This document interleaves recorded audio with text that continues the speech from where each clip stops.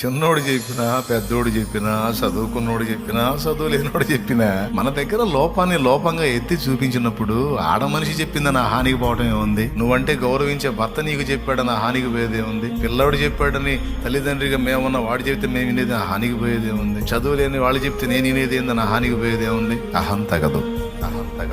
మన లోపం నిజంగా లోపమే అయితే అది చెప్పిన వాడు చిన్నోడైనా, పెద్దోడైనా, స్త్రీ అయినా, పురుషుడైనా, చదువుకున్నోడైనా, చదువు లేనోడైనా మన లోపాన్ని లోపంగా ఎత్తి చూపించినప్పుడు ఒక్కటి గుర్తించాలి, వారు మనల్ని ప్రేమిస్తున్నారని. అన్యాయపు విమర్శలు చేస్తారు, వాటిని పట్టించుకోవాల్సిన అవసరం లేదు. నిరుత్సాహపరచాలని కొంతమంది డిస్కరేజ్ చేస్తారు, అవి పట్టించుకోవాల్సి. కొంతమంది యథార్థంగా ఉంటారు, వాళ్ళు జెన్యూన్ గా మాట్లాడతారు, ఉన్న లోపాన్ని ఎత్తి చెప్తారు. ఈ ఒక్కటి కొంచెం బ్యాలెన్స్ అవ్వాలి, దిద్దుకుంటే మంచిది. దానికి వాళ్ళని ద్వేషించాల్సిన అవసరం లేదు, మన మీద పెద్ద కిరీటం కింద పడ్డట్టు ఫీల్ అవ్వాల్సిన అవసరం లేదు. భక్తుల లక్షణం అండి ఇది, దిద్దుకునే మనసు భక్తుల లక్షణం అయితే, దిద్దుబాటును తిరస్కరించే మనసు భక్తిహీనులది.